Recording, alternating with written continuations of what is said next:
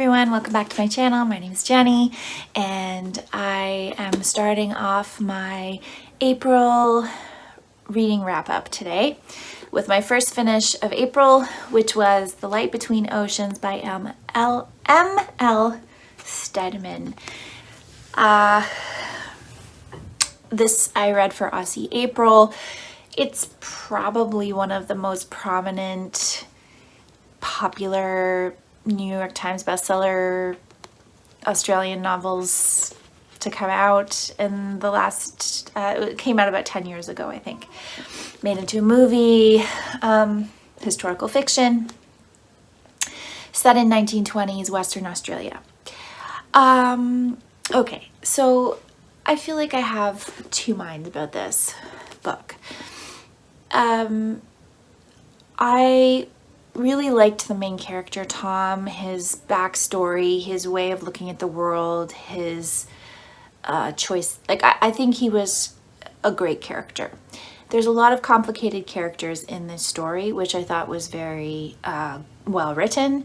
I thought that the sense of the place was very well written. So Paranellius, I'm not even sure if that's how it's pronounced, this seaside town in Western Australia, and Janice, which is the island with the lighthouse on which Tom and his wife Isabel live and find their washed up baby in the boat, and everything that ensues around that. So that's where some issues came up for me.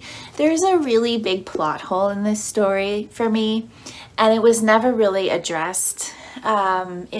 And that is that, to me, as a lighthouse keeper, he should have been told that there was a missing person in a boat with a baby and that he should be looking out for them. I feel like there's telegraph communication at this stage, and this would have been something that would have been alerted to him in the search for the baby and the man.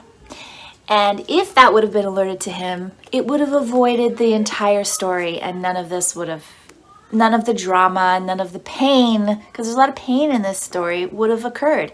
And so it was very hard for me to suspend that, to bend to the coincidence that no one informed this person who is a lighthouse keeper, who is out there watching for sailors and keeping things safe. No one informed him that there was someone missing on the sea that could wash up on his shore.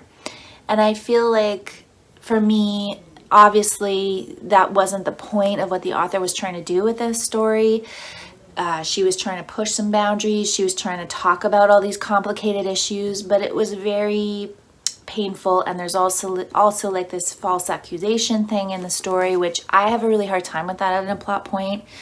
When the reader knows that the accused is innocent and or is not the only guilty party, maybe, and then you have to endure these false accusations. I find that really difficult emotionally to deal with. So while I did get very wrapped up in the story and I loved Tom, the main character, and I did feel emotion for these characters, so that was a really good part of the book, the plot hole was frustrating to me, and I felt like that made it improbable, that made it a less of an enjoyable read for me, because I wanted it to be realistic to a certain degree, and probable that this would happen. So yeah, so that kind of is what made me rate it the way I did. I rated it at a 3. I would give it a 3.5 star. It didn't quite get to 4 for me because of that plot issue, but I do see the merit in the writing, and I think that Stedman's nature writing and evoking of place is very, very strong, and it definitely carried and also the depth of her characters and their exchange of ideas and words was also quite strong. Even though some of them I really didn't like and didn't agree with, but I think that's like part of a good writer, is someone who can write character who's complicated and you don't necessarily like them, but you want to keep going and read through their story. So yeah, I think there's a lot of merits to this. But you know, that big plot hole for me was glaring, and it made it really hard for me to deal with. Yeah, she could have remedied that situation by just putting in somehow the communication line got down, that he should have been informed of this boat, and that would have fixed it for me, and I would have given it a higher rating. But because it was never addressed, it really bothered me. So that's all I have to say about The Light Between Oceans, and I will check in again when I've finished another book in April. Hey everyone! Okay, so I just finished listening to Alicia Elliott's A Mind Spread Out on the Ground, and I thought it was just an excellent essay collection.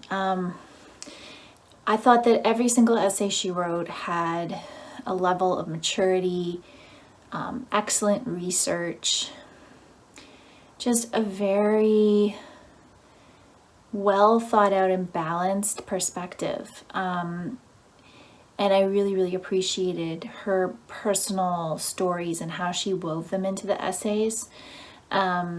She is able to make you see things without putting a whole bunch of pressure onto certain ways of being.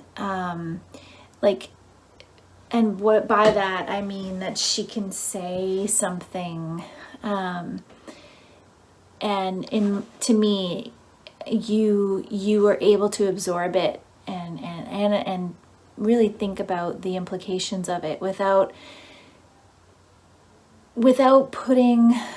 allowing those things to become accusatory. And that's not really an issue that I deal with when I'm reading Indigenous literature very much, but I know that that's something that other people struggle with.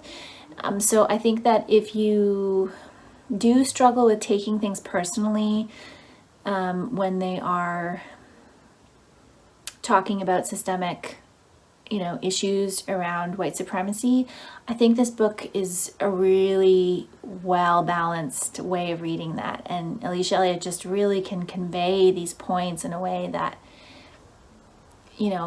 get to the heart of the matter without sounding accusatory. And that's not really an issue for me, like I said. So, but I know it can be an issue for some people. And I think it just depends where you are on your own personal journey towards dealing with the ideas of white supremacy and what colonialism has done, and on your own journey towards decolonialization.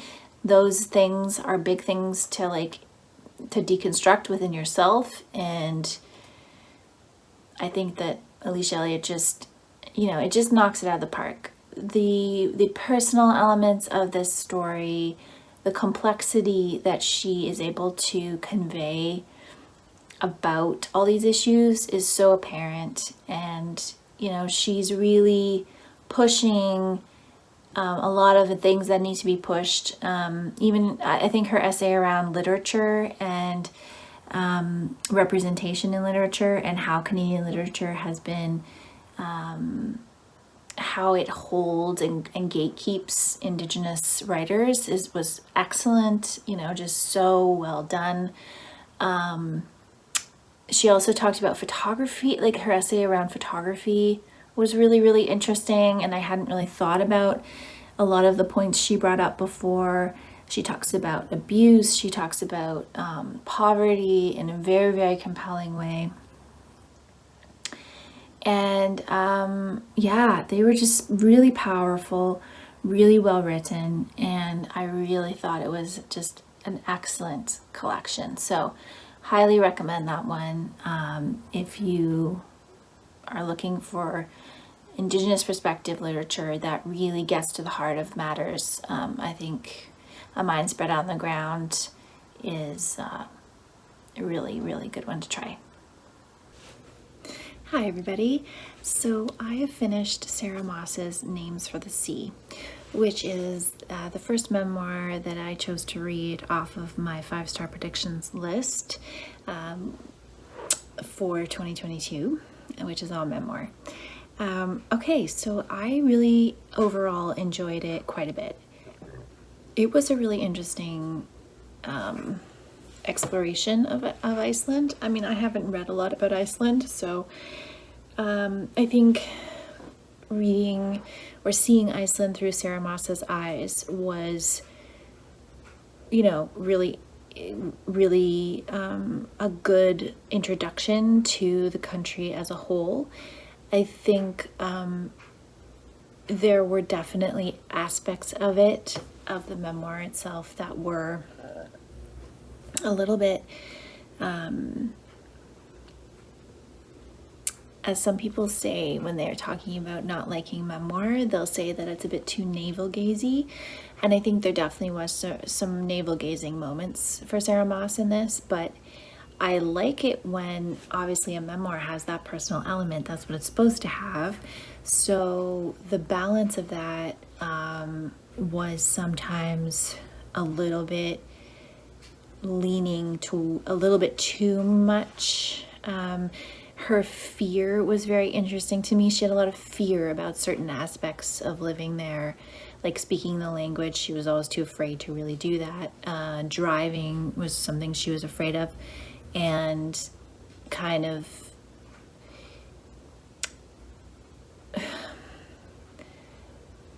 the aspect, I think, of living there, the struggle of it, she conveyed quite well. So, but I also thought that was really realistic. I think sometimes in travel memoir or in memoir where someone's living somewhere new, they tend to overemphasize the brilliant parts and underemphasize the struggle.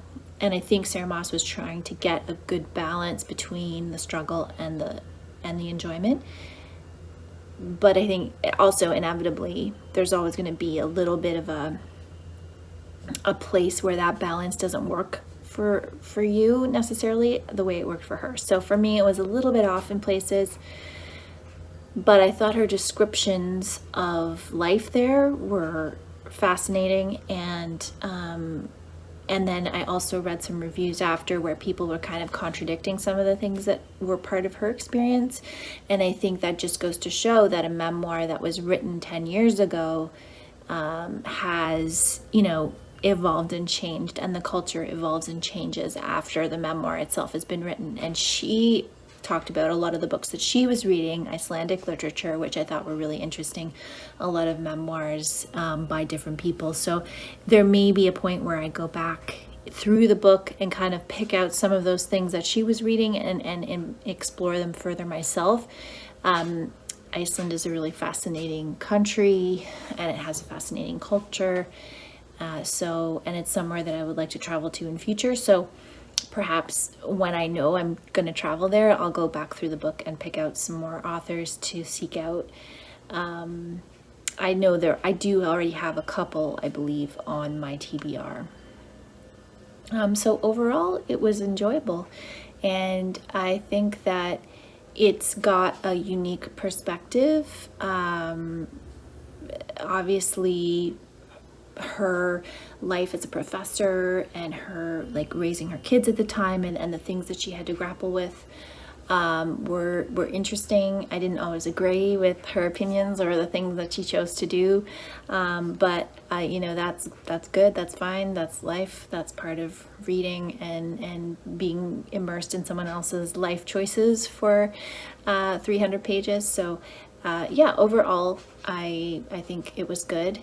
And you'll have to wait for my 5-star predictions video to know if it was a 5-star, or just check out on my Goodreads and then you'll know for sure. Yeah, so that's all I have to say about that. I'll check in again when I've got another book for you. Hey everybody, I'm checking in about my next finish for April, which is Deaf Republic by Ilya Kaminsky. This is a poetry collection, and it is a very, very interesting book.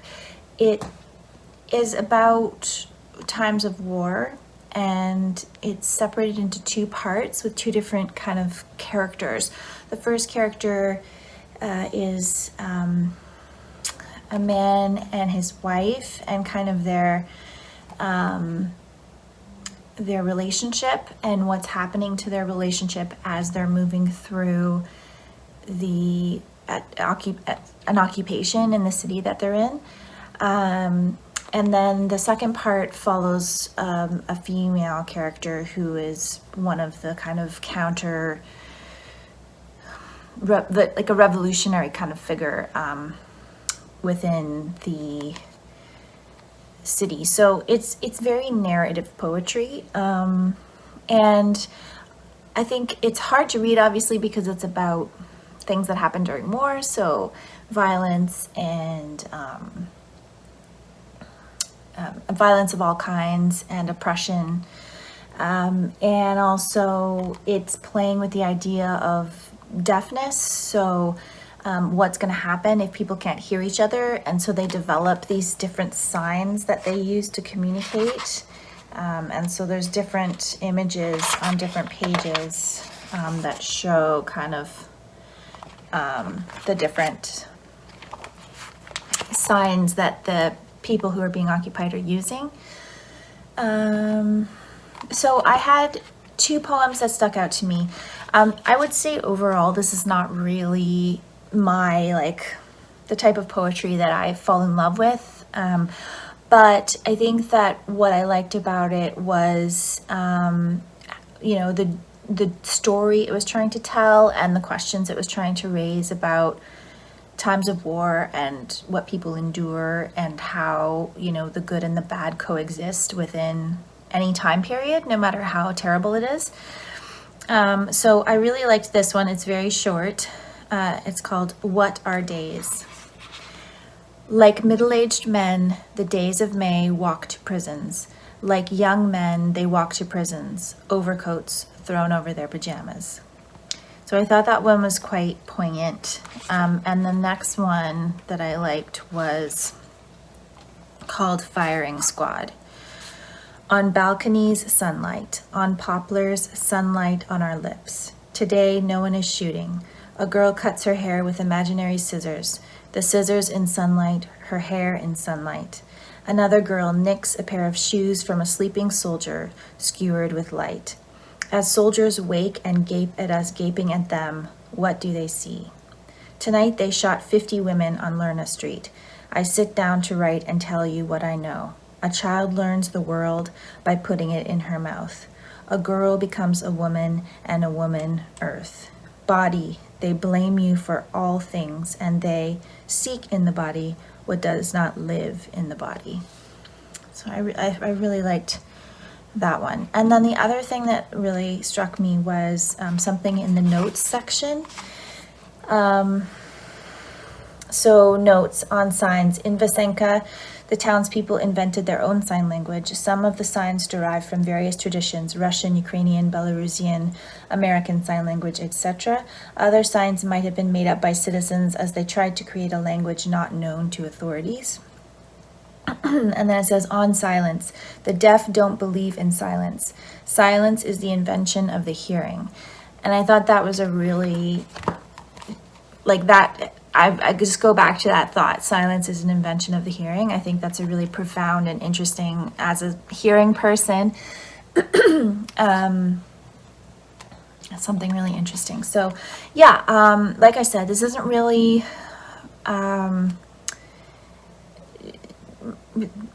the type of poetry that I would give high marks to, but I think the concept behind it, the themes that the author is addressing were really, really interesting. So if you're interested in exploring that type of a narrative around war, then I would recommend checking this out.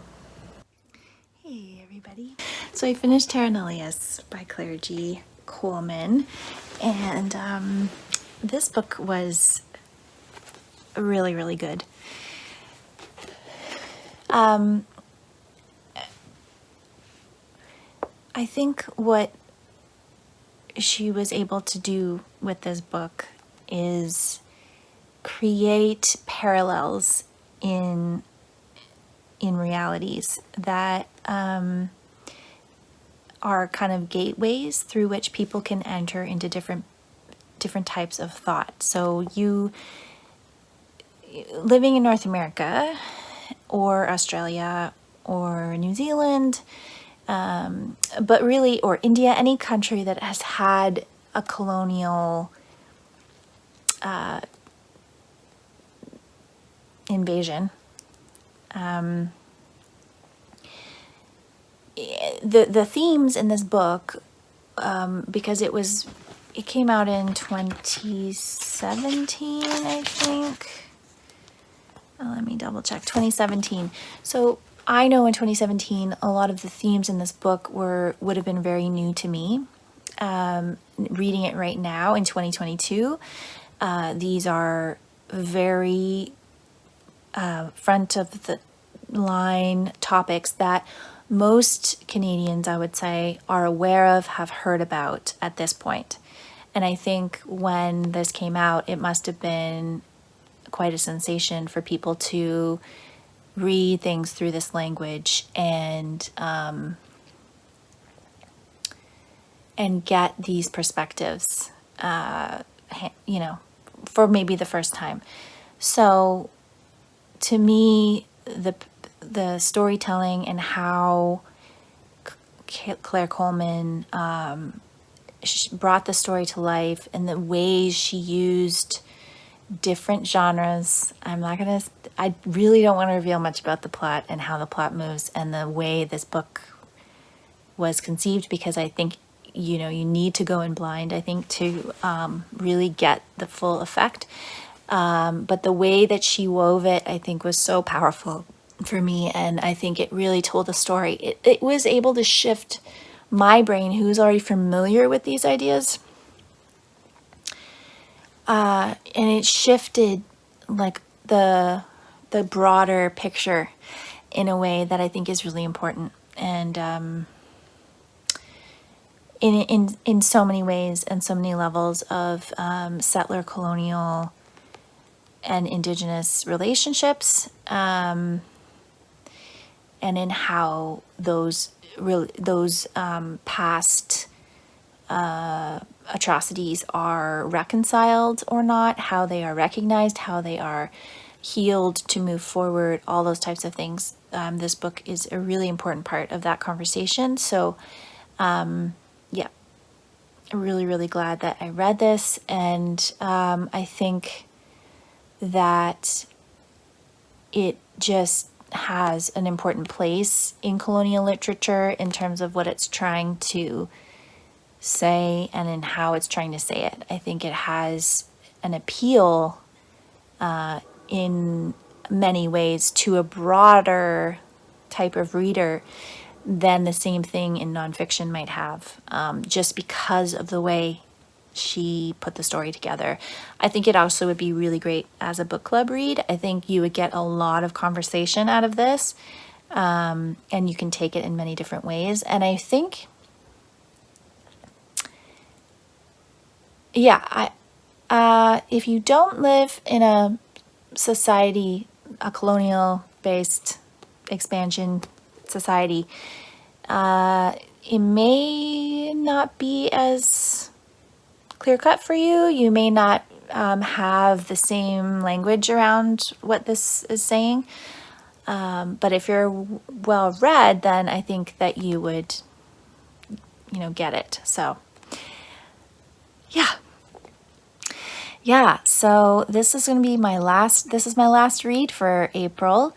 And it's really interesting that I started the month with a Western Australia book, The Light Between Oceans, and then I finish it with Paranellius, which is, they're very, very, very different books, with a whole different perspective on the same part of the world. So I think that is quite cool, and I'm really glad that I'm really glad that I had that contrast between the two books that I read from Australia this month. Did I only read 2 books from Australia?